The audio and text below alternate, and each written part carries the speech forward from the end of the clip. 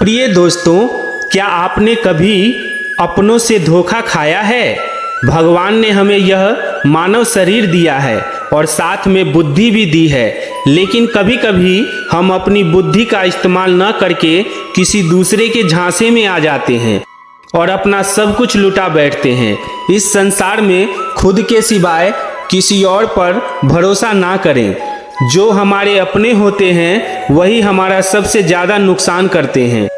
अगर कोई आपका कितना भी खास क्यों ना हो, वह कोई सलाह दे तो पहले अपने मन में विचार करें, तभी उस पर अमल करें, अन्यथा उसका परिणाम बहुत बुरा होता है।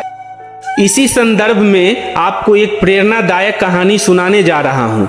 इस कहानी को आप ध्यान से सुने। छोटी सी कहानी है, इसे लास्ट तक जरूर सुने। एक बार की बात है, शेर को भूख लगी और उसने लोमड़ी से कहा, मेरे लिए कोई शिकार ढूंढ कर लाओ, अन्यथा मैं तुम्हें ही खा जाऊंगा। लोमड़ी एक गधे के पास गई और बोली, मेरे साथ शेर के समीप चलो, क्योंकि शेर तुम्हें जंगल का राजा बनाना चाहता है। गधे ने लोमड़ी की बातों पर यकीन कर लिया और वह शेर के पास चला गया। शेर ने गधे को देखते ही उस पर हमला करके उसके कान काट लिए, लेकिन गधा किसी प्रकार भागने में सफल रहा। तब गधे ने लोमड़ी से कहा, तुमने मुझे धोखा दिया। शेर ने तो मुझे मारने का प्रयास किया और तुम कह रही थी कि वह मुझे जंगल का राजा बनाएगा। लोमड़ी ने कहा, मूर्खता भरी बात मत करो। उसने तुम्हारे कान इसलिए काट लिए ताकि तुम्हारे सिर पर ताज सुगमता पूर्वक पहनाया जा सके, समझे? चलो लौट चले शेर के पास। गधे को यह बात ठीक लगी। आखिर गधा तो गधा ही होता है, इसीलिए वह पुनः लोमड़ी के साथ चला गया। शेर ने फिर गधे पर हमला किया तथा इस बार उसकी पूंछ काट ली।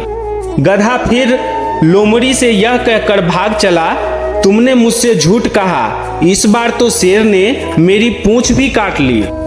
लोमड़ी ने कहा, शेर ने तो तुम्हारी पूंछ इसलिए काट ली ताकि तुम सिंहासन पर सहजता पूर्वक बैठ सको। चलो पुनः उसके पास चलते हैं। लोमड़ी ने गधे को फिर से लौटने के लिए मना लिया और गधा लोमड़ी के साथ शेर के पास पहुंचा।